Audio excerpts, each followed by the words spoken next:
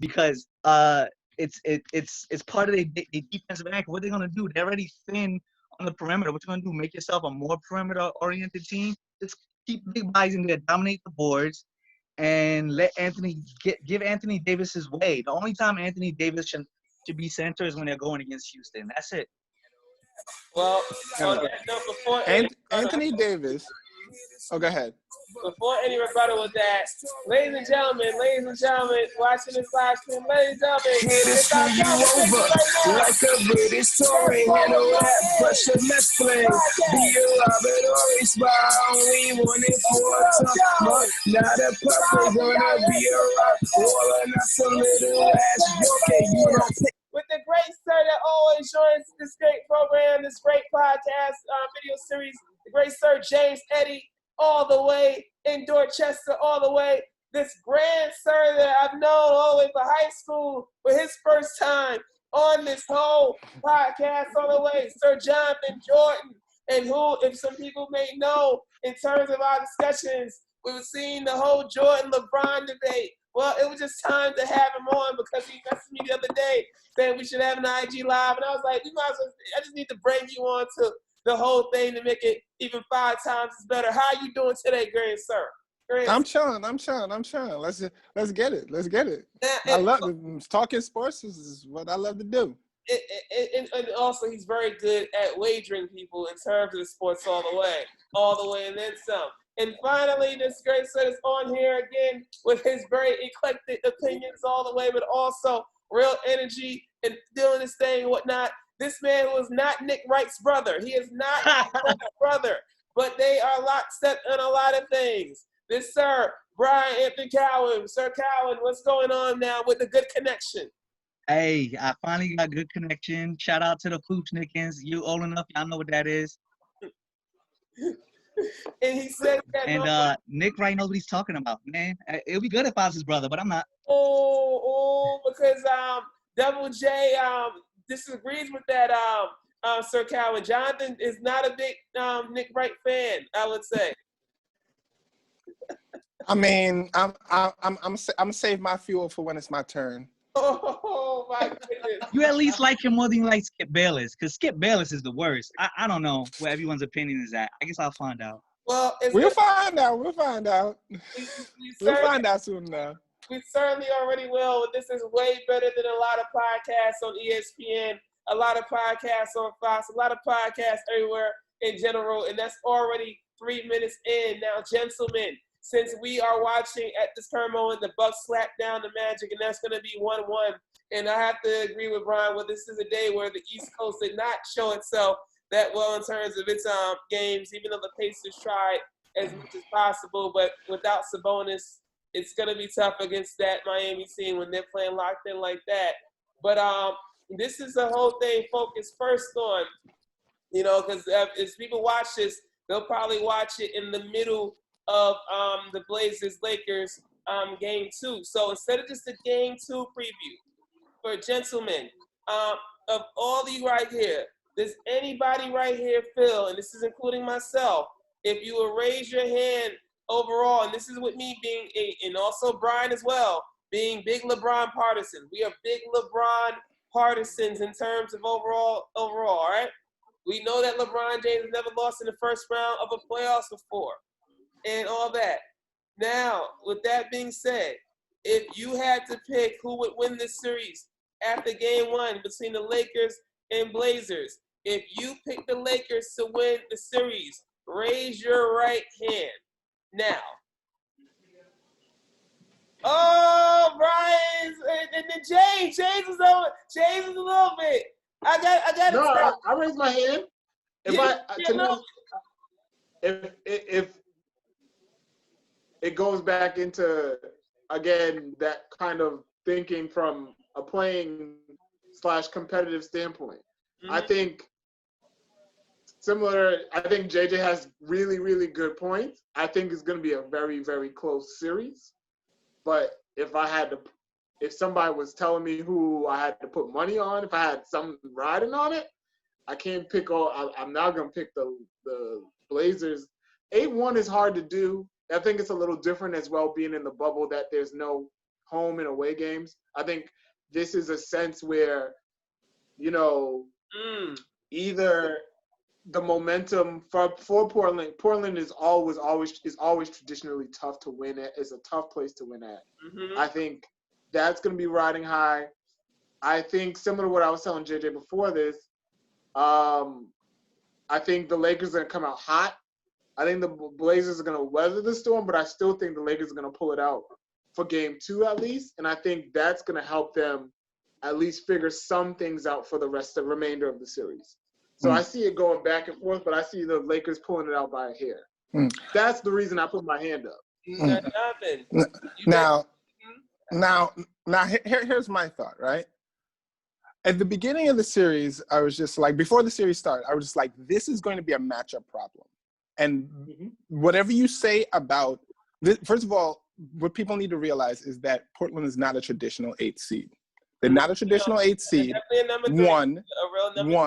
I mean, they went to the Western Conference Finals last year. Now, you could argue, okay, their path was whatever, but they went to the Western Conference Finals last year. And this team is better than last year's team. Without Nurkic. Without Nurkic. As well. Yeah, this team is way better than last year's team. I actually was shocked because I actually forgot. I didn't even realize until game 1 that they had Whiteside. And the only reason I realized it because he blocked a certain person's shot who shall remain nameless. And that's when I realized, I was like, oh snap, they got Whiteside out here having block parties. Ooh, that's gonna be a problem. Because I thought they didn't have low size. So that's problem number 1. Problem number 2 is what we talked about. That Collins come back too now, you know. Yeah, but problem number 2 is what I talked about earlier. They have a problem playing defense. So even if LeBron and AD combine for 60, 70, you still have to come up with the rest of the points that you're going to give up because Portland had a bad game by their offensive standards, only scoring 100. Portland's used to scoring 110, 115, 120, sometimes 130. So you got to put the ball in the basket. And what happens is if you look at Portland's half-court offense, they score at will because Damian Lillard is special, man. He's playing on another level right now, and he's pulling up from 30, from 40, from 50. And part of that problem is now you have to pick him up 94 feet. But he's not just a catch and shoot guy. He can beat you off the dribble. So if you come too early, he'll split the double. Now you're at his complete mercy. If you come too late, you go under the pick, he'll burn you. So it's like pick your poison. He's so deadly, and he's also a willing passer, but he's also relentless. He's the kind of dude who just like, okay, fine. I know they can't guard me. I'll go out. I'll get 30, 40, 50, 60. He got that playground all day mentality. He's Oakland real. So that's a problem because he's like, I don't care if I have to average 50, 67. I've been averaging 50 just to get us to the 8th seed. So if I got to average 50, 60 for us to win this series, I will do it. I just need a little bit of help. That's it. And he's got a lot. Conversely, LeBron was amazing in terms of nobody can fill the stat sheet like LeBron. But the problem is, you got to make your free throws. That's a problem. You got to make your free throws. I mean, you lost that game by 7. You missed 3. You missed like 3 free throws. AD missed like 5. That's 5 and 3 is 8, and you lost the game by 7. Can't have that. That's not cool. Wow. Good point. 1, 2. AD, I don't want to play the 5. Your advantage is that you're taller than everybody else. When he had 21 in the first half, because he was yamming on people. He was GIMP, get in my poster. He was yamming on people. And putting the threats in Nurkic and Whiteside. Yeah, and putting them all in foul trouble. But what's the point of getting people in foul trouble if you're not going to get the free points and make your free throws? Got to do that. So that's a problem. The other problem is, LeBron does not consistently use his big men properly. He's used AD better than he's used any other of his previous big men, meaning Love, meaning Bosh. Like he's used his chemistry with AD has been the best, but he doesn't know how to normally use his big men. Like AD, they need to run that 2-man game, and they need to make them alone part 2, where it's just like I disagree you with some mercy. things. Ooh. That's cool.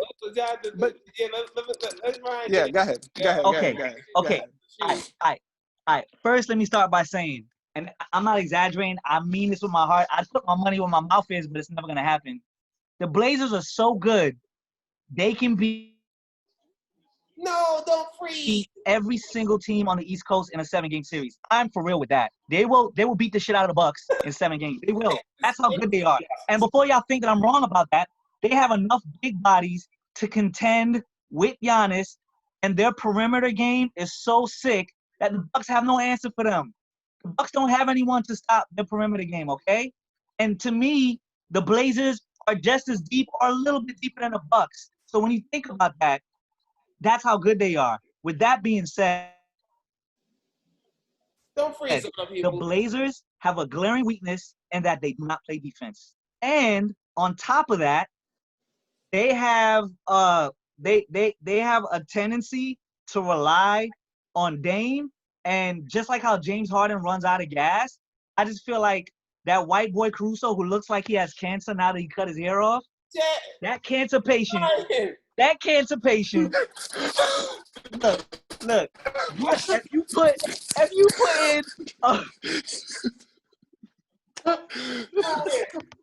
you put in a fresh cancer patient, look, okay. My dude, I don't want to think that. That's just what I thought when I saw him. Alex Caruso no more. He Alex Cancer. That's his name. Brian, I don't want to get canceled by you two, but they don't get canceled nobody or whatever. No. I'm not gonna repeat that. Alex Caruso's fairly young too. That's the sad part, Brian. Alex Caruso, I think, is under 25. Oh wow, that is sad. He is. He's still young. I ain't sapping him. He got millions of dollars. All right. You dead ass said he a patient in St. Jude. No, Oh my God. No. Especially with the headband. Oh my. No. Boston University, NYU. All the medical evaluators right now for Alex Caruso, because Brian just has relegated him to being a whole pink breast cancer awareness person or whatnot. But I actually Oh like my his game. God. Here's why Yeah. I like his game. You know what him and that African dude on the Thunder have in common? The African dude who used to have colors in his hair. Cephalo? No. Cephalosha? No. Dennis Schroeder? Schroeder. Schroeder? The thing that Caruso and Schroeder have in common is that on the perimeter, their ability not only to stay in front of somebody, but to mess with the dribble.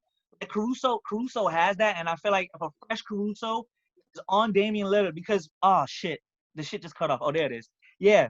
I was off by a year. Like I noticed in the fourth quarter, he didn't get any steals or anything, but when he was one-on-one situations with Damian Lillard did a lot of a little stuttering with his dribble because Caruso was in front of him. And to me, if I'm the coach, I'm gonna remember that for the fourth quarter. Another thing I'm gonna remember is that what's his name? Damn, why am I so bad with names today? The rookie dude, Kuzma. The other thing I noticed about anymore now. He's a few seasons in, you know, and you know that, Brian, you know that. Yeah. Kuzma, Kuzma. I feel like Kuzma is like he's not an automatic bucket because I don't want to lie about him, but it's just that like one-on-one. When I saw him on the court and he was trying to get his shot, there was nobody that was doing a good job at stopping him from getting a shot. He was just missing his shot, or he barely missed a layup, but he was very effective.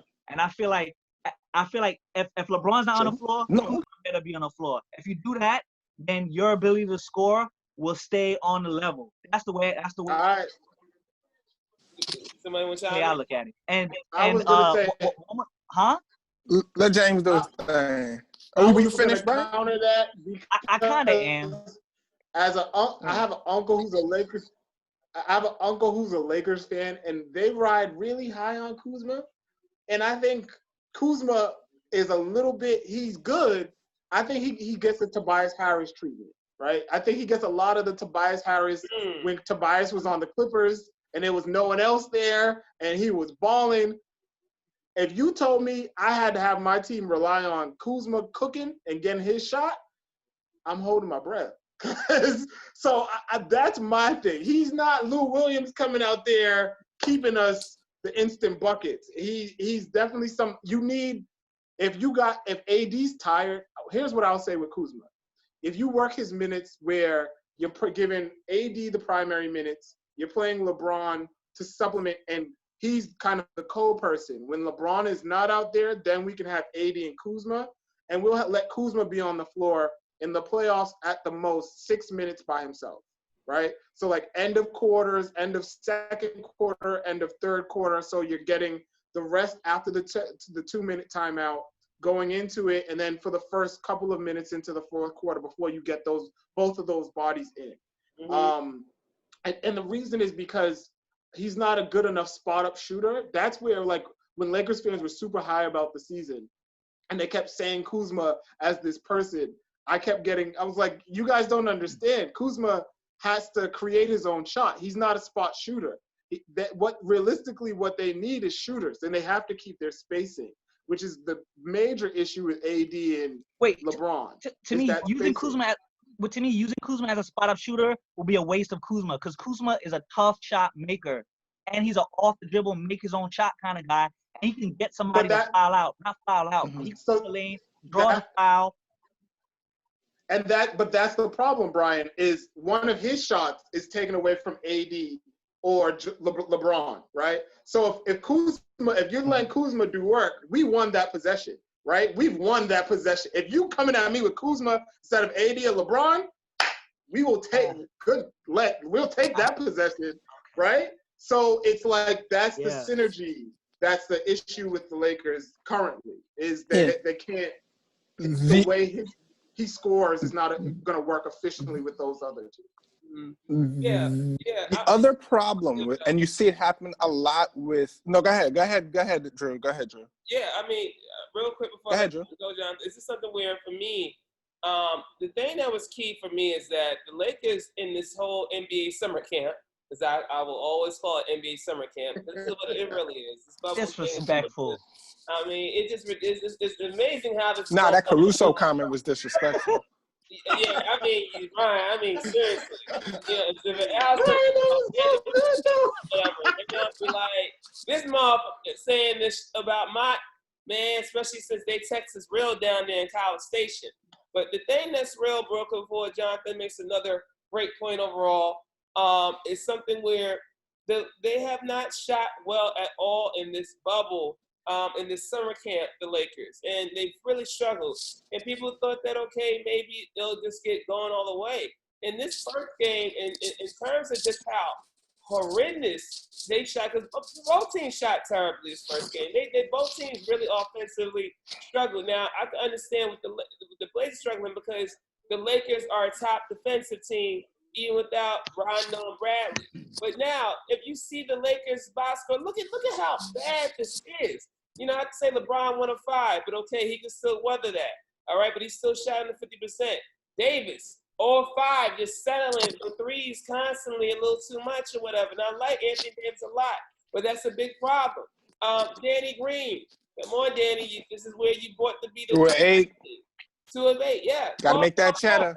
Caldwell Pope, who really grew this season, who was making a lot of threes. He was really, doing his thing both ends. He looked like the Caldwell Pope of the past, 0 of 5. Kuzma, settling, 1 of 5. When Marquise Morris is 100% at 1-on-1 in terms of. Well, he took 1, which they should be lucky that he only took 1. That's true, because Marquise and both of them love to think that they are truly all-stars all the way. I agree. And by the way, one thing I noticed about Marquise Morris on the Lakers is that off the ball, he was doing a lot of good boxing out for rebounds, and he was his presence in the game. I was watching. I was like, this dude is doing work. He's making a difference. He's allowing his other man to get the rebound. So to me, thumbs up to him because he didn't fuck the game up. True. But here's where I see a problem, and it's a recurring problem if you look at the whole landscape of some of LeBron's teams. LeBron's teams no. fall into this trap because he makes his teams a certain way. LeBron's teams fall into a trap. I'm just saying it. I'm just calling like I see it. You tell me you see something different, fine. He falls into these traps where he creates these teams where it's like, I am the sun and I have my shooters. And this is the only way we do it. So if his shooters hit, then he looks amazing. If his shooters don't hit and they do 5 for 32, then it's like, yo, hey, man, I need y'all to make some shots. And it's true. Caruso need to make some shots. KCP need to make some shots. That's true. The problem, though, is that he gets into these things where it's like, it's never really true ball movement. If you ever watch a LeBron James-led team, it's never really true ball movement. LeBron had like 16 assists, and you'll look at, sometimes he'll have 16 assists, and then the whole team will have like maybe like 21. And you're like, his assists don't translate to full-out team ball movement.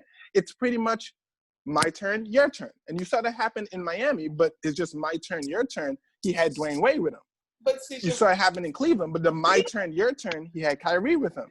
But that's the there's never really a true sense of ball movement. There's never really a sense of, anybody can really hit at any time, and the ball is just finding the right person in rhythm, and they're just working like a cohesive attack.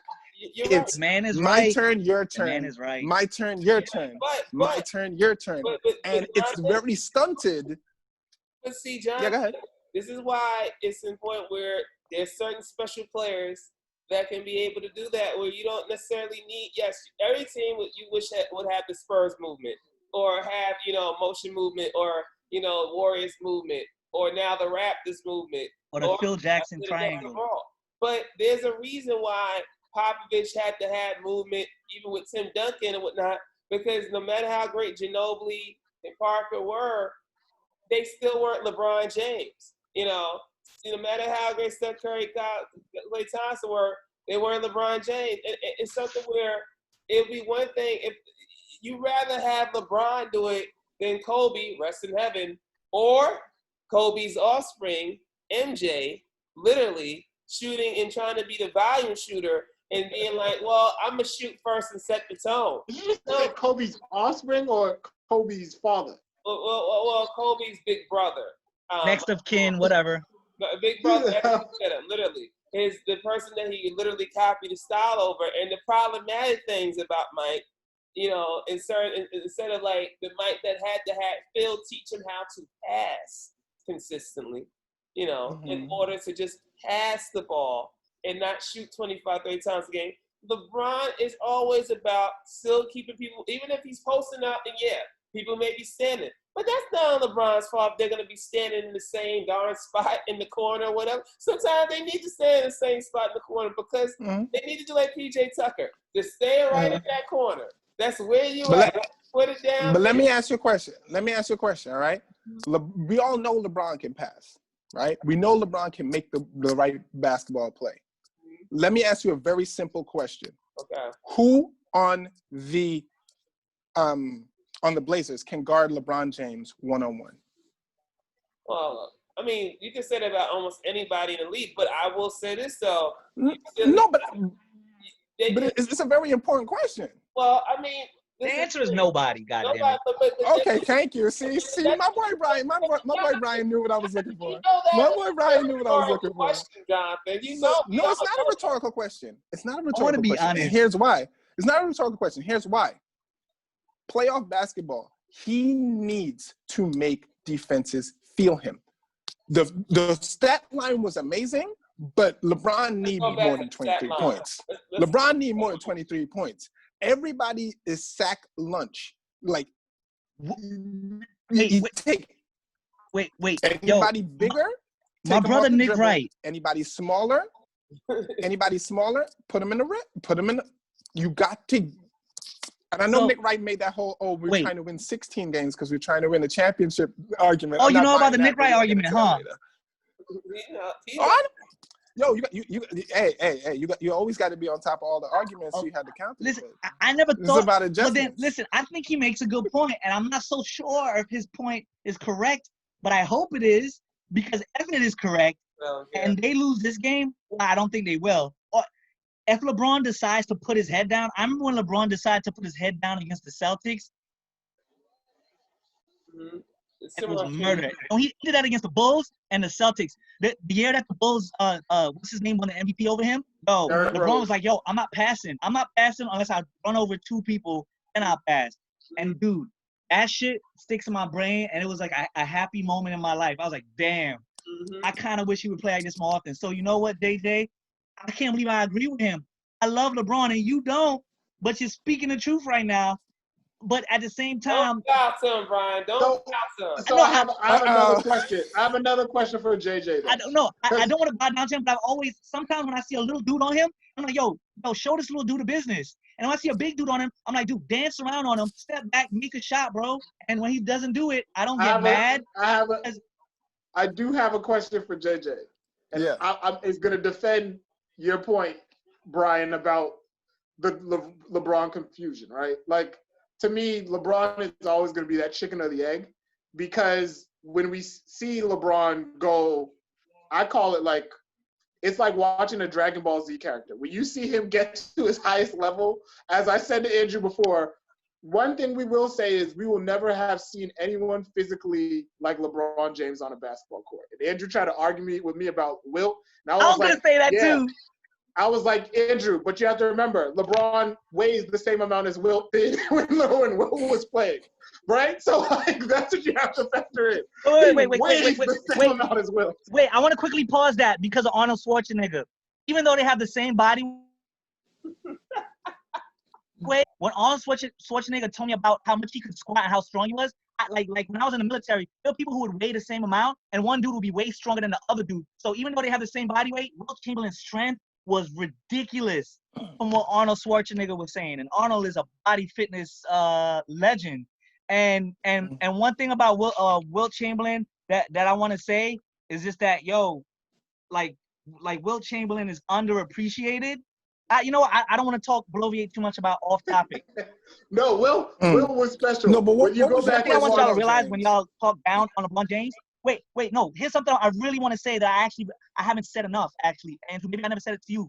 But like when you think about the 5 best defenders that defended Michael Jordan, and you think about the 5 or even 10 best defenders that defended LeBron, there's no comparison. Remember Shannon Anderson? I think he's in Jordan's top 5. Like, come on. And LeBron went up against freaking World Peace, Meta World Peace, freaking Bruce Bowen, freaking Kawhi, who to me That's Kawhi right. is like the best wing defender in the history of the NBA. I don't like him, but he is. So the point when I see LeBron doing what he does, I'm like, I wish LeBron had Shannon Anderson holding him in a playoff series. I wish. Woo! I don't appreciate how great LeBron is. Wish too, but LeBron would bail him out with a jump shot. I was going to say, so my question is, so again, going back to the chicken and egg thing, right? My question is always, have we seen LeBron with someone who could shoot as well as Steph? Right? That's always been my question. My question, like the closest we got was like a point guard who he can play through, right? The closest we've gotten so far again is Rondo, and Rondo can't shoot. You see what I'm saying? So like the closest we got was Mario Chalmers. Mario Chalmers. Wait, gentlemen. I like Mario Chalmers. Gentlemen, because people that were watching this are gonna be yelling an obvious thing. Are y'all skipping past Kyrie Irving right now? Are y'all skipping past Kyrie Irving is a shooting guard. Ball dominant. Come on, He's ball dominant. He's a shooting guard who can pass. That's not what I'm talking about. That's not the same as a true point guard. I'm just keeping it real.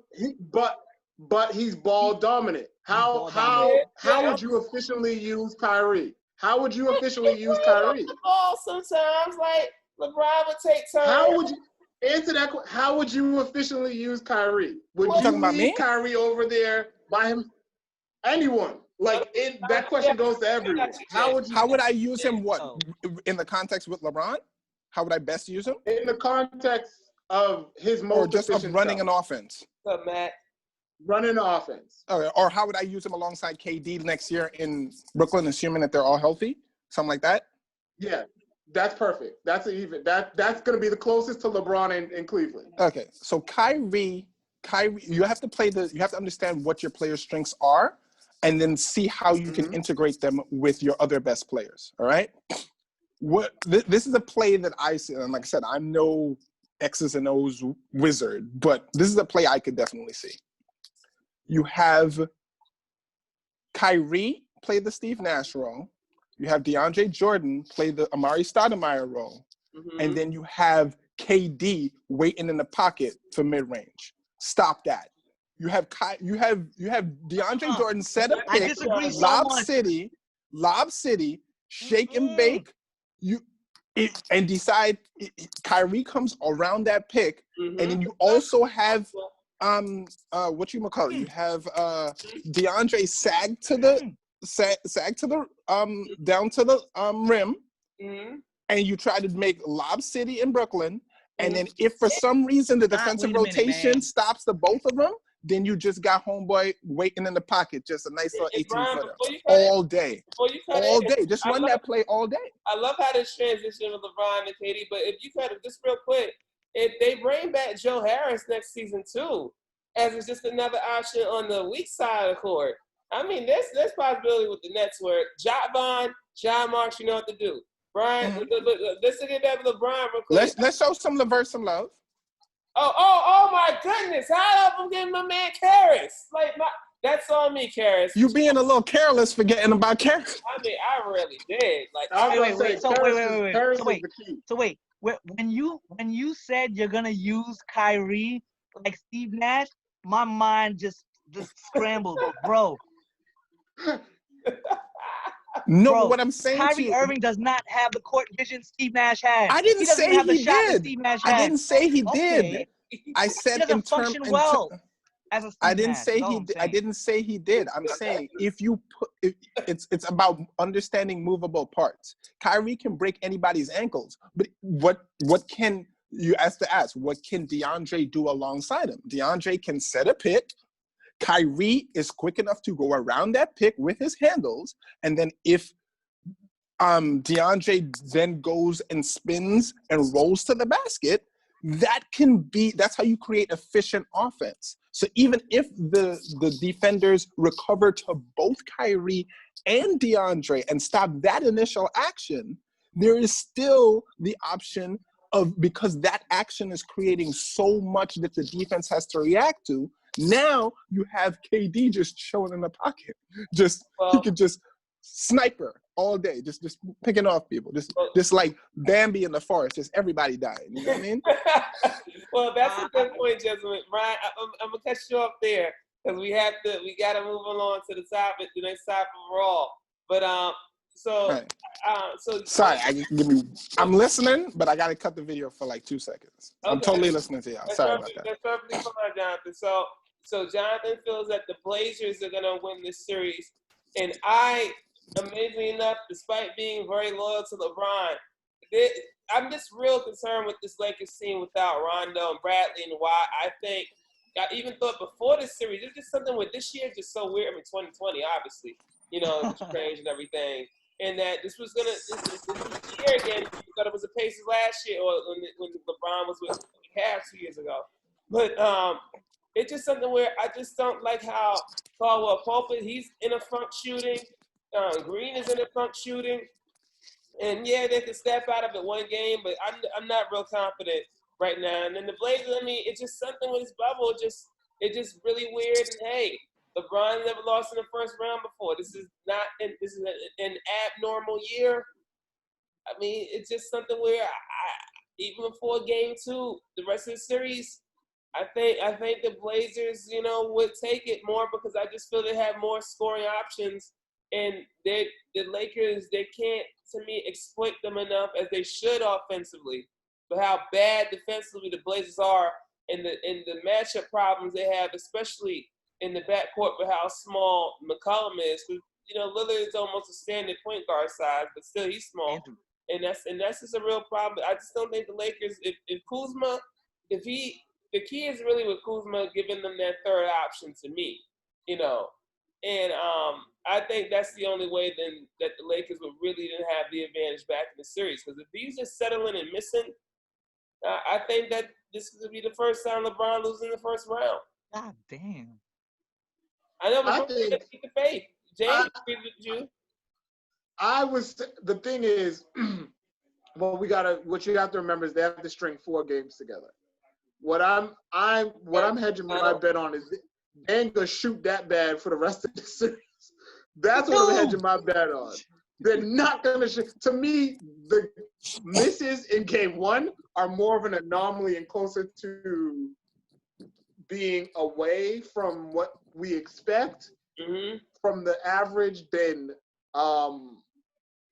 what I think. Now, it might be different in the bubble.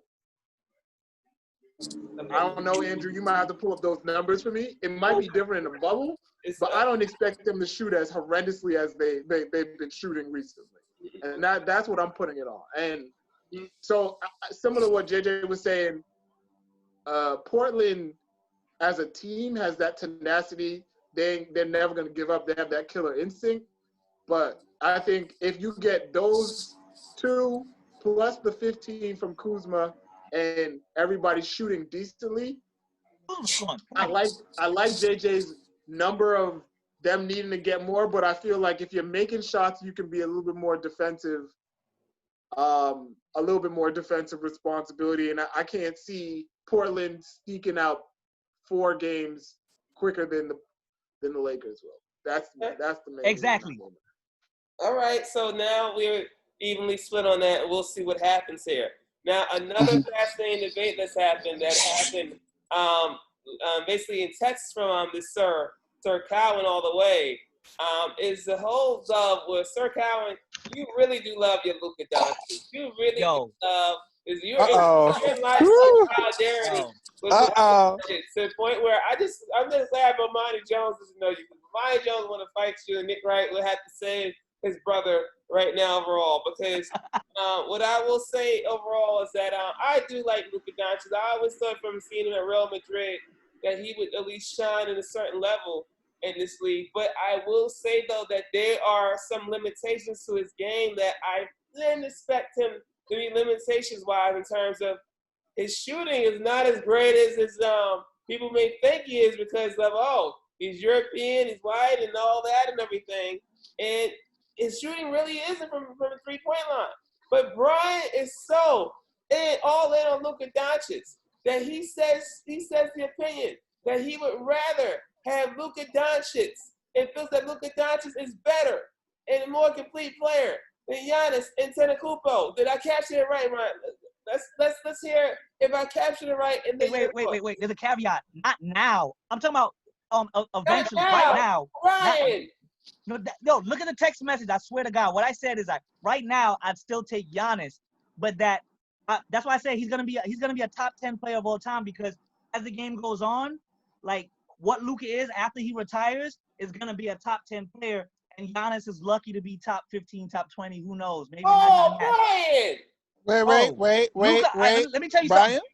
Brian, I got your back, but I'm gonna go a step further. I'm gonna drink some Kool-Aid right now. All right, Luka is a bad man. People don't realize that boy is special. And so what I'm saying, combined with what I saw with Giannis last postseason and the way the first 2 games and then Kawhi put him in jail, and what I'm seeing from Luka both last season and this season, I'm saying right now Luka is a more versatile player. And if I'm starting a franchise right now, give me Luka. A healthy Luka, obviously healthy, but give me a healthy Luka over Giannis right now. Wait, JJ. This postseason. Wait, JJ. Before you finish saying that, I want you to realize something. The only reason why I would go with Giannis more is because I believe in defense, and I feel like Giannis is so valuable defensively that I would have to take Giannis over Luka. But I'm saying that 3 years from now, 2 years from now, Luka's game is gonna be so fucking complete. Well, that who cares if he doesn't play defense like Giannis? Here's the thing. I'm saying Luka facilitates and can shoot clutch shots from half court. Not. I'm just saying. Sorry. Here's the thing. Luka doesn't play as great defense as Giannis, and probably never will. Okay, I'm sure he's going to work on it, Larry Bird here's didn't the need thing. to. You have to look at, first of all, put some respect on Larry Bird's name. Dude could get gritty and play defense when he needed to. Was he Defensive Player of the Year? No. But put some respect on Larry Legend's name. First of No, all. I'm not saying. No, I'm not saying. I'm not saying he's Olay. Yeah, but I'm just saying there's different levels. He doesn't. No, Larry Bird was a solid defender, not an elite defender. Giannis is an elite defender. No doubt. But here's the thing. Giannis is an elite defender of other people at his position, which is really all you're asking for. But you have to understand how many people are at Giannis's position. Giannis is not going to be. Giannis is not going to be an elite defender of Damian Lillard. Giannis is not going to be an elite defender of Damian Lillard. He's not going to be an elite defender of Van Vliet. He's not going to, Jonathan, Wait. So listen. Wait, Jerron, let James get it. James, you have a lot of thoughts on your go ahead, James. Go, James. I don't have a lot of thoughts.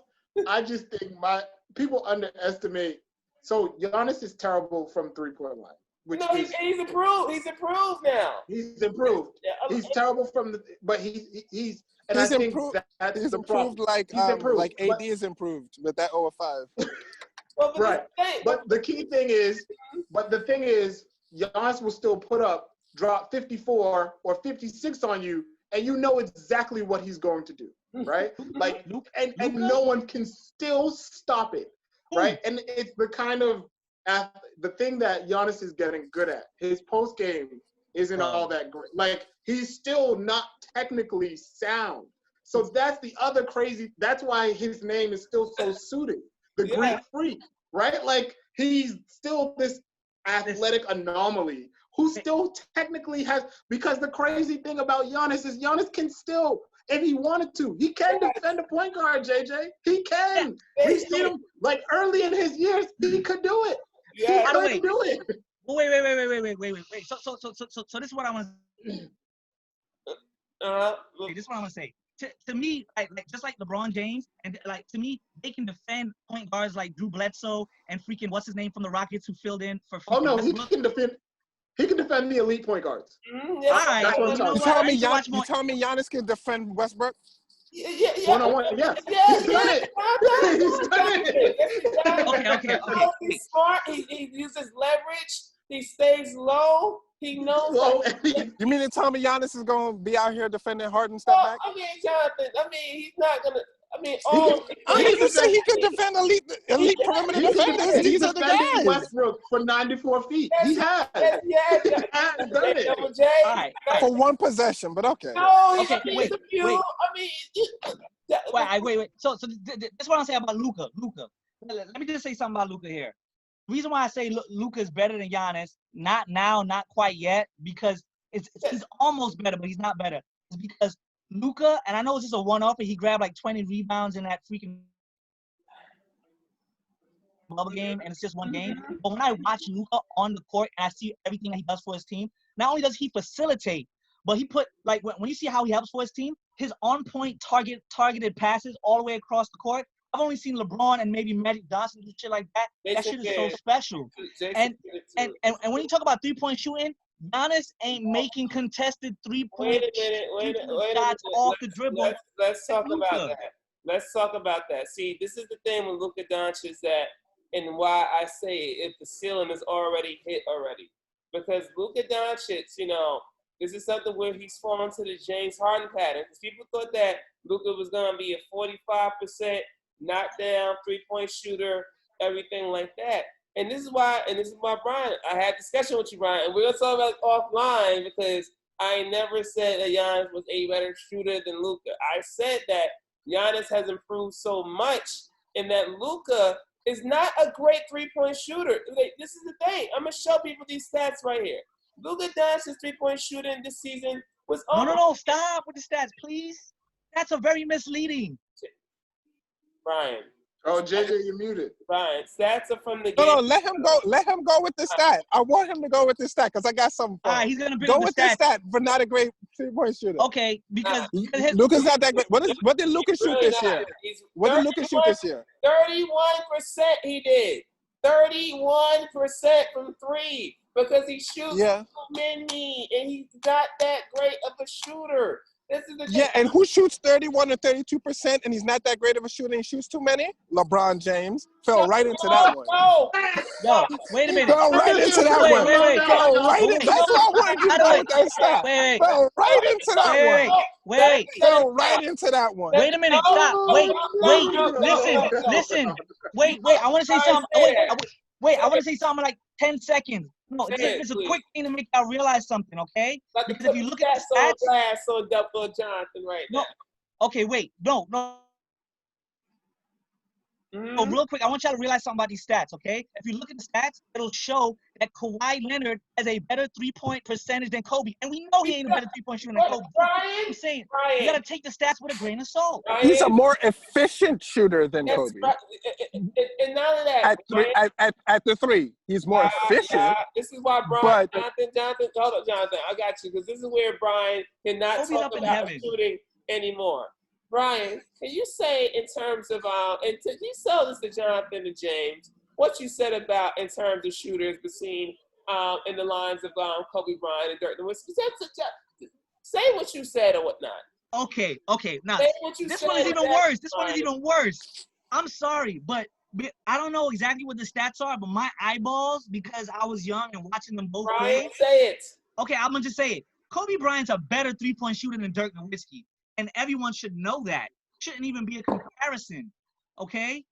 And no, seriously. Right now, that's what I'm doing right now. This is almost seriously. Come on, we're not talking about Jordan. We're talking about Kobe. No, I'm talking about 3-point. I'm just talking about 3-pointer because all around we know it's Kobe. That's easy. I was just about to say, if you said all around, I'm with you. 3-point shooting, no. Dirk is better at him. I see. I mean, define better. I'm gonna hear you out. And and Andrew knows I'm Kobe all the way. Get quick to the but point. I'm gonna hear you out. Define better. Okay, I am gonna define better. Okay, bro. Wait, just follow me. Yeah. I'm gonna make a quick example so y'all can know what I'm talking about. Bruce Bowen could hit three-pointers from the corner, and Steph Curry could hit 2 3-pointers from deep. Guess who's the better 3-point shooter? Yeah. What I'm saying is, instead of looking at stats, use your eyeballs. No, I'm not going based off of the stats. I'm not going based off the stats. Not off the stats. I'm going off of if I need a 3-point shooter and that's their sole purpose on my team, I'm not getting Kobe to do that. I'm getting Dirk. Exactly. That's what. If you have me up at the park and I'm like, I need to do the threes and that's all I need to do. I'm not getting Kobe to do that. Y'all confusing Kobe with Michael Jordan. Michael Jordan, no. Right. No. All right. Let as the resident Kobe expert, let me respond to these. We all are Kobe experts. Well, I'm gonna be the self-proclaimed Kobe expert. Anyway. Zoom, all right. All jokes aside. I'll take a page of what Phil Jackson said. Phil Jackson said that Kobe makes the craziest contested shots. That's a paraphrase. He makes the craziest contested shots. Like you see some of the 3-pointers that Kobe hit over the course of his career, his mixtape, and you're like, really? Like that one where he hit over Dwayne Wade, where he had to bank that, the ones where he hit like 3-4 in a row, the one where he hit over like Ruben Patterson, like this exhibit A through Z, and then a whole nother alphabet. The dude has hit some crazy threes and in the clutch and just off balance, 3 people in his face, like turn around, step back, falling out of bounds, behind the backboard. Like the dude's hit some crazy stuff. Now with his Mamba mentality, if you told Kobe, look, you will win a ring by being a 3-point specialist, 3 and D, and that's all I'm gonna pay you to do, his Mamba mentality will have him put up more shots, practice shots a game than Ray Allen, and he would make himself into a better 3-point shooter than Dirk Nowitzki. Don't fall into he would. You know that. He would. If you told Kobe, that's a good if point. you told Kobe, that's a valid point. You will have as many rings as them Celtics in the 60s if all you need to do is become the best 3-point shooter, lead the league, like Tim Legler, like Steve Kerr, lead the league in threes. So you say Like, he's gonna be he would do it. So He would that's be a like, valid all right, point. word, let me get this jewelry. But He will do it even because in that's his saying that, mentality. right? He brought up a terms contemporary of them both. of when you think about classic just 3-point shooting, I would give a slight edge to Dirk. I would, because he was more known for shooting the three than Kobe was. It's a bigger edge. But Dirk, as I jokingly say, Larry Bird needs it, even though Rick Carlisle can get mad as he can with that and be like, I played with Larry Bird, and all that. Look, Dirk Nowitzki at times really, even though he couldn't pass like Larry Bird, for shooting wise, this is why this man was in a 3-point shooting contest a lot of times, and Kobe never was, Brian. So like this is something where, and Kobe, like he definitely had a lovely shooting stroke. I mean, he developed it over time from the infamous air ball against the Jazz in the playoffs when the Lakers were obviously still going to lose that series, but people were going to make a big deal out of it and all that. But he always had a good stroke. He's always a better shooter than Jordan for sure was. But actually, no. Yes. No. Wrong You're again. crazy. Wrong again. Wrong again. Okay. MJ was a better shooter than Kobe. MJ was a better. You watch MJ fill it up. Bro, wait a minute. In terms of we all have efficiency, eyeballs. MJ was a better shooter than Kobe. And I love me some Kobe. Stop. And I love me some Kobe. MJ was a better shooter than Kobe. Double J. Now you and Rob. James shaking his head because he know I'm telling the truth. Yeah. No. MJ was better shooter than Kobe. Yes. He was. Wait a minute. Yes, wait he was. Wait, let me tell you why I'm saying no. I gotta tell you why I'm saying no. Listen. Efficiency. No, my eye test. Filling it up. No, listen to my eye test. Don't lie. Listen to my eye test. When I see Kobe shooting his highlights and my memory of him in games, his shots are from further distance. And when his shots are going in, they're like nothing but that crispy, clean, quick release. Jordan shit is not so crispy like Kobe. So, but here goes the thing you have to understand, Brian. By the time Kobe started shooting, the game was completely different, right? So it had moved away from the ISO, Michael, if you're making that same argument that Kobe is a better shooter than Dirk, you have to then acknowledge that Michael Jordan is a better shooter than Kobe. What? If you're making that same argument that Kobe is a better shooter than Dirk, then because Michael Jordan, there was nobody better. Michael Jordan played on a dream team with solid 100% better players, and they still deferred to Michael. That's how good. I don't think people understand how Did you watch The Last Dance? Were we watching the same documentary? The only thing that Michael Jordan on a basketball court did better than Kobe Bryant was dunk. Like are you kidding me, Andrew? James, I'm leaving. I'm about to leave this chat. Wait. I don't agree with you, Andrew. Hold on. Jordan was a better defender and a better rebounder. I give you the rebound. Yo, MJ was better at steals. I even get Okay, I'll give you that too. That's why I said defender. Wait. MJ got a Defensive Player of the Year award. Let me tell you this. Jordan as a defender, tremendous help defender. But as a one-on-one defender against elite players like Drexler, against even Reggie Miller cooked him, and Reggie Miller couldn't dribble. He struggled against elite defenders too. I mean, who was Kobe elite against? Who was Kobe elite against? So who was Kobe elite against? Remember, Jordan had. Who was Kobe elite against? Give me a name. Give me the name. Well, he was like sometimes against D-Wade, he wasn't bad. Sometimes he would get a stop. But this is the thing. See, Jordan as a defender, because the media lapped him up so much, they looked at the help defending. And they were like, oh, he's getting the steals, help defending. But Jordan did not want to guard elite guys consistently. And look, the Pistons showed that. This is the thing that he's gotten away with so much and whatnot. Even Joe Dumars, Isaiah Thomas, he wasn't containing. And Vinnie Johnson, he was not containing them whatsoever. Magic Johnson, this is what the Last Dance really exposes, despite how they won. He can't contain. He wasn't going to contain Magic. He wasn't going to contain Magic. That's the point, though, James. Like, they had to put Scottie Pippen on Magic to turn that series around, and it did. Michael Jordan, tremendous help defender, knew when to steal the ball when he had to. Outstanding at that. But and I've heard the same. And I've heard how you turn the series around? That first series went 5 games. Why you turn that? They lost the first game, I think, and won the next 4. How you turn the series around? Turn the series around is when it was in danger of going 6 or 7. That first NBA Finals against Magic went 5 games. No, don't use that NBA Finals excuse. See, all y'all Jordan lovers. No, but you said to turn the series around, they had to put Scotty on Magic. The series went 5 games. What turnaround was there? MJ was hitting a lot of turnarounds. What turnaround was there? What gets me frustrated when y'all come up with, I am a fan of Kobe.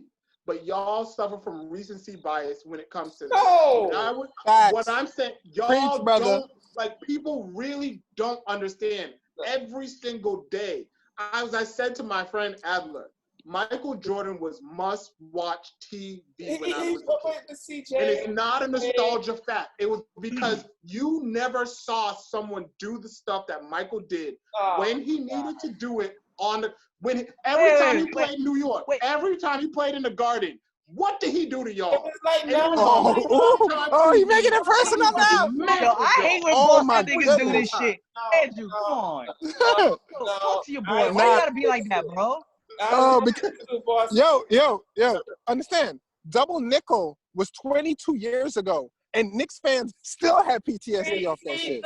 Listen. Come on, man. I'm glad you mentioned that, because that's always a cop-out. That's always happened for Jordan that year, right? Because that was his 6-7 game back, all right? So I don't want any excuses when the Magic humbled them, that series or whatever, when Nick Anderson stole the ball. And I don't.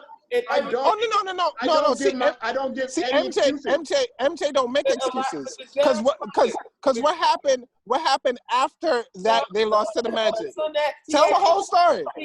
What happened after they lost to the Magic.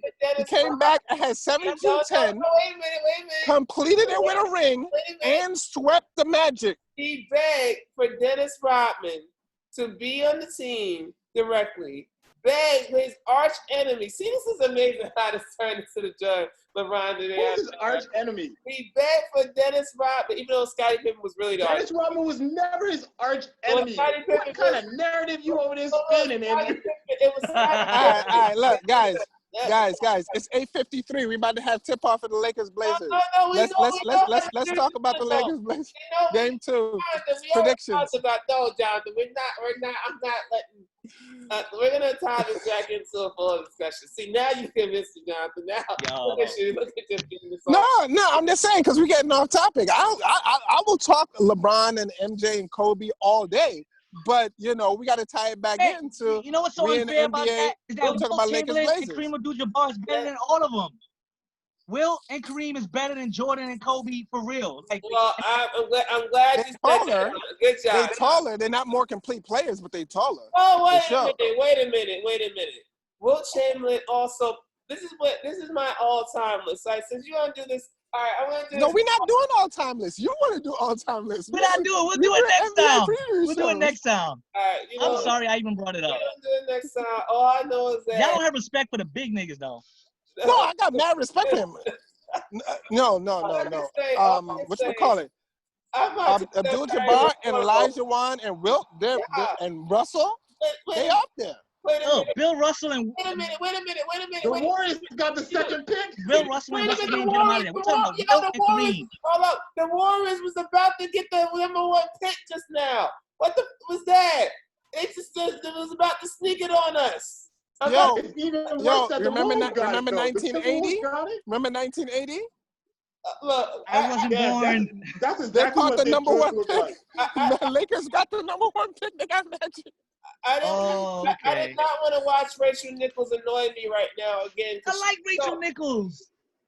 I do too. Hey, what you got against Rachel? You don't like Rachel Nichols? Leave Rachel alone. I like her. I like Rachel. Yeah, she knows what she's saying. Yeah. What's not what to like? She did in the draft lottery last year. First off, we were debating whether she was drunk or not. But you'll see the video or whatever. But she was like, oh, Zion, Zion, well, you have to settle with New Orleans or whatever, or you'll have to be ready when you're ready, or something like weird. It was just so, it was like, what are you doing? Like, how are you still having this job? And like, this is what I talk about. Look, don't get me started on the white system. I believe throughout the year, the players gave her the D. Let me reel it back in. So tonight is draft night. Well, and we're forgetting the key question. Yes. This is a very key question. I want y'all to listen carefully for this one right now, all right? This is no joke. The key question every draft night is, how will the Knicks waste their future? This is the key question. This is the key question we need to ask ourselves. How will they find a new way to screw things up? I just gave them a beating with the MJ, bringing MJ flashback. So I'm going to keep my mouth shut about that. It's the Melo Ball or bust in terms of this. I don't even know what pick they got. They got the 8th overall pick. Oh, damn. Oh, my gosh. They were already saying last year, we were like, Zion, KD, and Kyrie. Then this year was like, well, at least get LaMelo as our point guard. Damn, they weren't even the 4th pick overall. They finished 8th. I mean, who got the number 1 overall? The Timberwolves. Woo! Oh, good Lord. Which is funny because the two teams involved in that D'Angelo Russell trade and Andrew Wiggins trade got the number 1 and the number 2 draft pick. You tell me the NBA didn't do something about that? I'm going to give out free betting advice, all right? Whenever the Timberwolves start playing next season, just take the over, because ain't no defense getting played there. Just take the over all day. Timberwolves games, you print money taking the over, because they don't play no type of defense. I don't know what they're going to do with this pick. To 162 final score in regulation. I have no idea regulation. what they're going to do with the pick. True. I have no idea what they're going to do with that pick. I think they'll go with Edwards. I think they'll go with him. You know, I don't think they're going to do Wiseman. And then you literally give the Warriors LaMelo? Well, I mean, it's weird with Wiseman. If I'm the Warriors, I pick Wiseman. But if you want, you gotta pick the Wiseman if you're the Warriors for sure. You gotta pick, the Melo. That'd be ridiculous, honestly. That would be funny though. The Warriors just need to get healthy. They need to get healthy. The core knows how to win championships. Make sure you don't forget about having some kind of size, and then put enough other shooters around, space the floor. And then they just right back where they was. But they just gotta stay healthy. They got the shooters back again now. I mean, Jordan Poole came on the way last season to this thing. But I just got a lottery pick. Yeah, it's funny. But that would be funny. They would definitely draft Wiseman. If it was a situation where they would say, you know what, we might as well get LaMelo Ball. He's 6'7". We had this overall. I was gonna say they can do it. And you have Lonzo Ball, and then you have LeVar Ball be like, well, it's time for Steph Curry to pack his bags out of here or whatever and everything. And you're dealing with that from a PR stint, but the basketball, the reason to me they can't go wrong with either, right? I think Wiseman, it'd be nice and fitting where he comes to a place where realistically he can work on his post game in the background. And all he has to do is rim run and play defense and grab rebounds. Man, that's and then you got LaMelo. Legitimately, he's been playing Steph Curry light basketball for his entire career. Mm-hmm. He's going to get to play with the dude, and he gets easy shots. In practice, he's going to be like, Steph, my range is better for you. I'm going to shoot from the inbound line. And then all you got to really work with him on is defense. Steph. From 90. No, we're not hating on Steph. We're saying how ridiculously. Y'all ready to replace Steph? Damn, that's some cold. No. Yo, but for real, the Steph Curry disrespect this week has been real. You saw what they did to him on the inside the NBA? Yeah. Disrespect has been real this year. Yo, Steph Curry gonna do revenge. Oh, you didn't hear about this? No. They were saying that Damian Lillard. Yeah, no. Say it, Jonathan. Sorry. Tell me. Do I need to see it? No, go ahead. Go ahead, Brian. Tell him, Brian. Basically, they were saying that Damian Lillard is better than him now. That's it. I can't remember. That's just the gist of it, man. He's a 3-time champion. I mean, but no, you gotta understand, Ryan. Like Damian the players Lillard, don't like him for some reason. No. Players like, but you gotta understand, Damian Lillard has never. No matter how good McCollum is, he's not the shooter that is Klay Thompson, and he's taller. And then he hadn't had Draymond and no offense to Stotts for Steve Kerr. They had the chemistry and all of that. And Damian Lillard wasn't the shooter that he was even 2 seasons ago, even last year. Honestly, even though last year he was shooting great. Now it's something where he's already canceled what Steph Curry's advantage is, which is really that incredible shooting. Now his range and he's a little bit more explosive than Steph in terms of athleticism. Steph is not bad athlete as overall little bit too. I mean, he's legit. He ain't Dame Lillard, but I agree with them. He ain't Dame. I think that's why Steph gets so much disrespect because he's not overwhelming you with the athleticism, but Steve Kerr's system allows for him. Y'all know that Steph Curry is a better player than Damian Lillard? I'm gonna tell you why Steph gets the disrespect. And when I say the disrespect, I mean remember when LeBron muffed his shot and gave him that look like, who you think you is? You small. He was picking on a short dude. But why Steph gets the disrespect is because he's too nice. You don't disrespect. And we like Steph being nice, and we like Steph being the face of the NBA. But Steph you disrespect people you think you can walk all over. Dame is like, yo, I will cut you in the back alley. Gets a pass because of skin color as well. That's what I thought you were gonna say, JJ. Light-skinned brothers be catching that word. By the way, I mean, yo, but real talk. If you in a dark alley and Dame come around the corner and Steph come around the corner, who you more fearful of? Dame. That is part of it. That is part of it.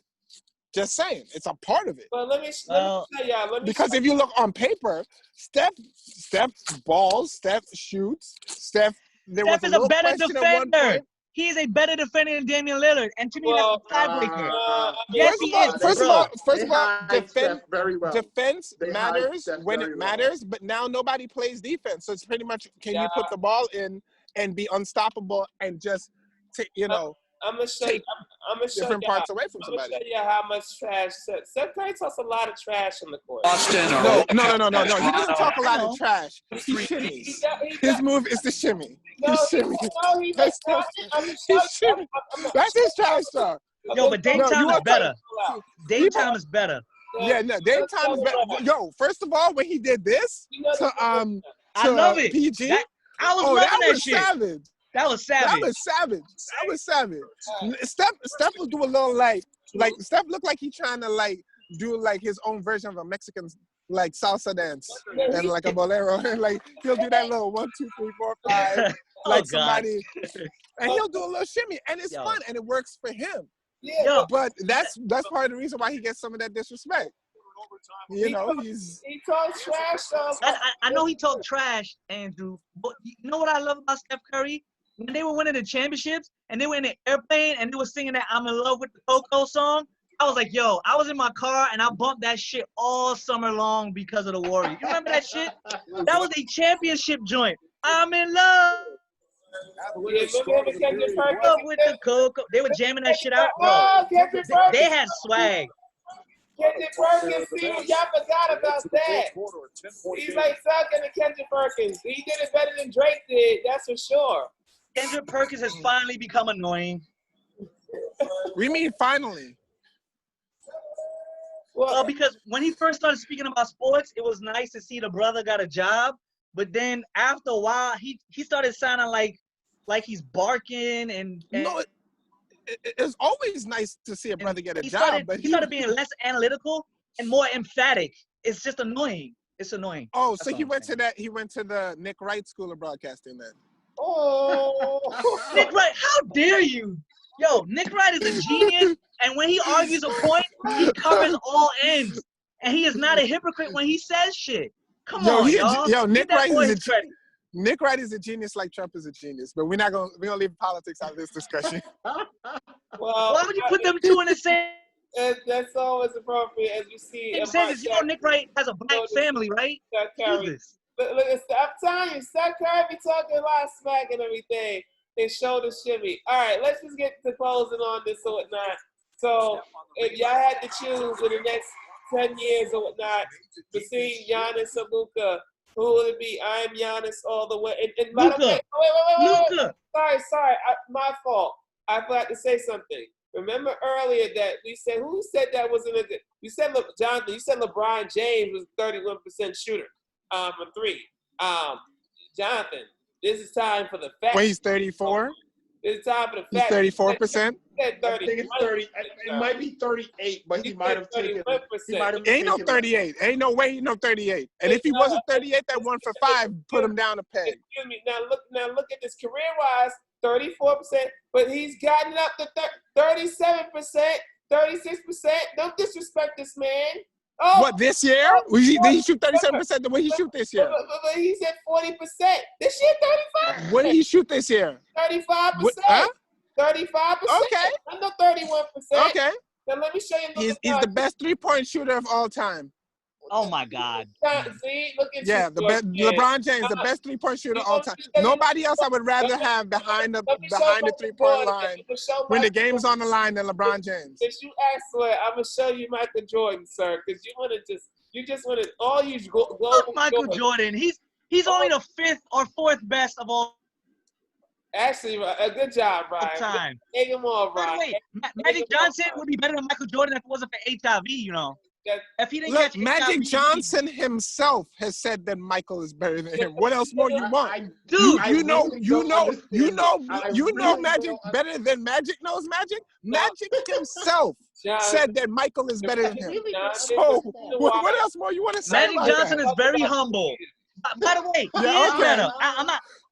Jordan is better than Magic, but I'm saying if it wasn't I got you, Brian. for HIV, Magic Johnson's career would have been long enough to surpass Jordan. And that's why Kareem is the second best. He got MVP at the age of 36. What was Jordan doing at the age of 36? Struggling with the Wizards? Fuck out of here, man.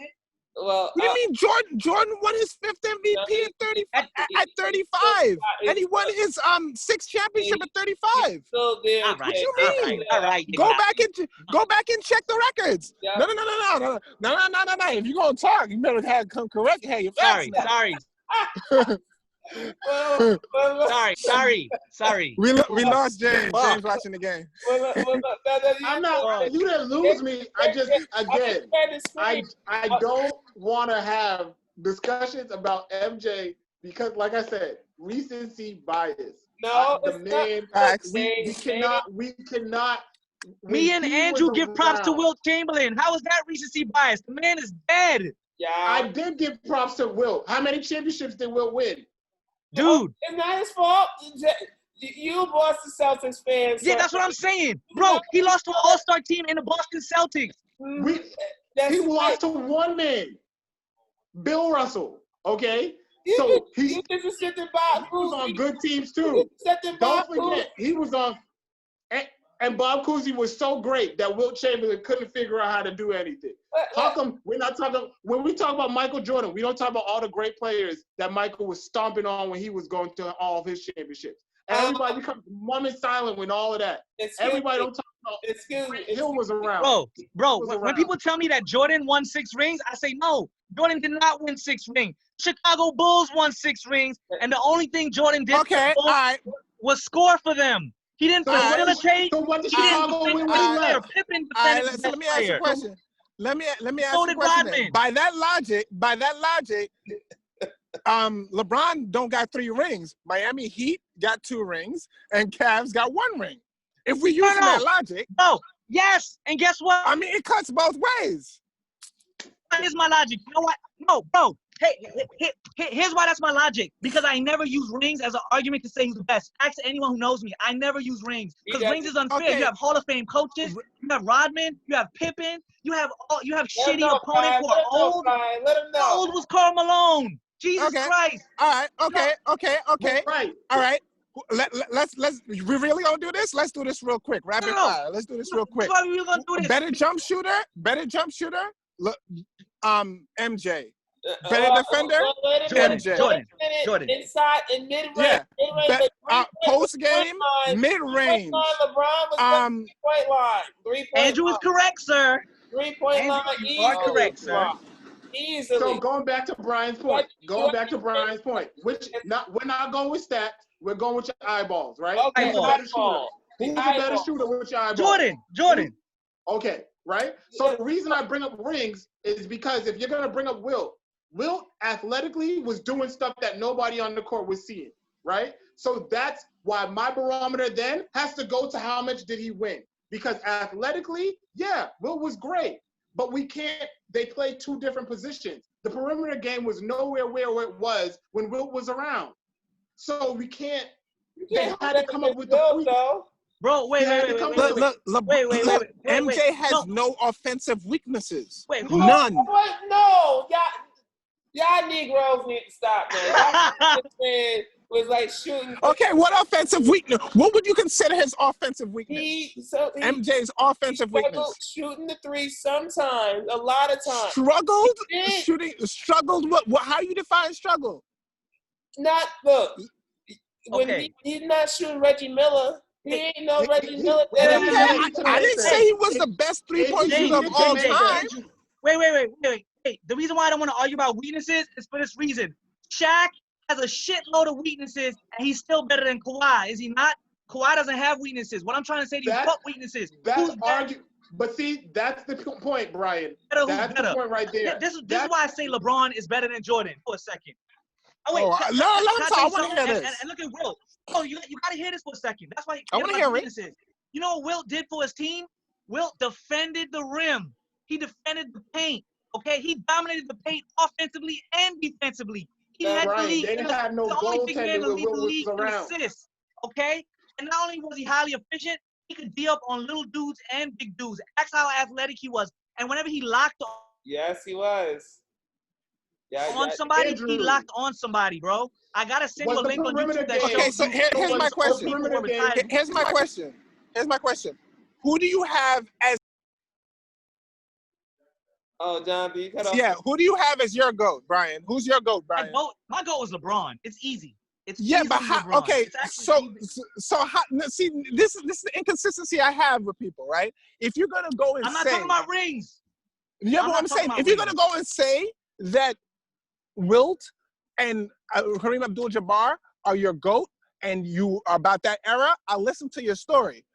But if you're talking about best overall perimeter player, it's Michael Jeffrey Jordan. It's not even close. Oh my It's God. not even close. Yo, JJ is a smart person. Do you hear what he just said? Perimeter player. Fine, give him the perimeter label. I don't give a fuck. I'm talking about who's the best player on offense and defense combined. Yo, Jordan is a better perimeter player, by the way. What defense is LeBron playing? LeBron don't play no defense no more. Oh, wait a minute. LeBron is not in his prime.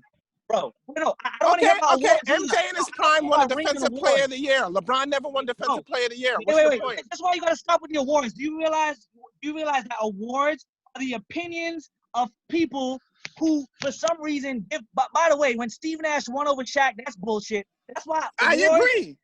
Yeah, miss me with the awards because how people vote is not going to determine how I see my eyeballs see them on. You need to put more MJ's tape in front of your eyeballs because we clearly not seeing the same thing. MJ tape then if you go by your eyeballs. Yeah, if you're going by your eyeballs, then you need to get your vision checked, bro. Real talk. Real talk. You need to see that ophthalmologist one time because something's off. If you're doing the eye test, come to me with advanced analytics and value over replacement player, which by the way, MJ still leading in all them categories. They try to make up a new stat every 2 seconds. Ollinger out here in his mom's basement trying to make up new stats. And MJ still come out on top. But if you're talking about the eye test, you need to get your vision checked if you on the eye test. You think LeBron better than MJ. Wait a minute. No. Wait a minute. Wait. No, this is what I want to say. By the way, I did this eye test shit recently because I have no job at the moment. Like, I was looking at some shit on Michael Jordan. I look at what he does on the court. Do you know how much energy it takes to do what LeBron did back in his prime? Defending the rim, locking down the other team's best player, facilitating the ball, bringing the ball up and down the court, hitting times. But Brian, you are ignoring the fact that the game was completely different. They defended Michael Jordan. So they did. See, that's my argument. Because as I said, LeBron is a physical specimen. Don't get me wrong, and he would cross the errors, right? But what gets me mad when people bring up the LeBron argument, and I want to go 2 feet in with them, is that they don't acknowledge that the 90s era of basketball was completely different than what we're watching in modern day basketball. It was completely different. This is the thing that's key, though. This is why LeBron, you said transfer different eras, because Jordan was lucky, especially in the 80s, that there was no one outside of both Dominique and Clyde Drexler that was as athletic as he was. And he really benefited from being an amazing. He didn't have. All right, but then if we're gonna talk LeBron about just to play against. You're still not acknowledging that he was the best of them, right? So that's also what gets me frustrated too. He was the best of them. But that's the thing, so you can't have it both ways. No, yeah. Y'all can't have both ways because LeBron was, and this is the thing, and also with Wilt. That people y'all say that Wilt was way more athletic. It was not.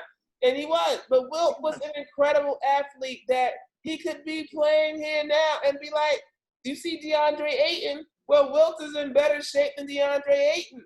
And yes. Wait. But Wilt can't shoot as good as they shoot nowadays. Time out.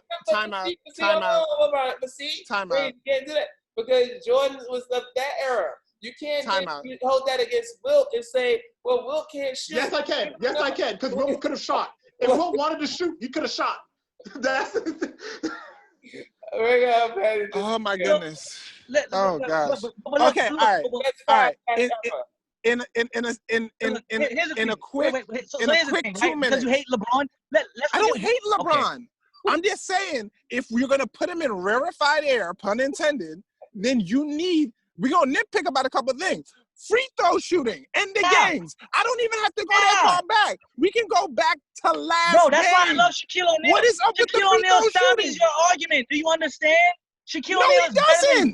better than Larry Shaq Bird. will be the first person to tell you he should have made more free throws. As a matter of fact, in his retirement press conference, he made a joke about the fact that he should have made how much points he left on the table. Okay, I know Shaq could be the first to tell you he should have made more free throws. They're called free throws. Free throws. Listen, when I say, but bro, no, before we waste time arguing about free throws, here's one thing we all agree on. LeBron is not perfect, and LeBron is not a good free throw shooter. But despite that, he still does more for his team than Jordan ever did. Jordan was just a scorer, and he did a little bit of everything. Wow. See, Brian, you're close, right? Like, in that wait. Do you realize that LeBron has more points than Michael Jordan in 1,000 less field goal attempts? Do you realize that? He left all those points. Do you realize how many more games he has? Do you realize how many more games he has? More games, but less field goal attempts. Do you hear me? Less field goal attempts. God damn. You know why? Because he shot way more threes. You just told me. You just told me there is he's more efficient, right? So he's more efficient. But like I said, LeBron, you put LeBron on those Bulls teams and they win nothing. A liar! You're fucking liar! Oh God! James, hold up. They win nothing. James, you honestly think that? You're crazy as fuck. I'm not crazy. I'm not gonna say they win nothing, but they don't win 6. I'm not gonna say they don't win nothing, but they don't win 6. Guaranteed they don't win 6. Brian, I'm saying, Jonathan, a second.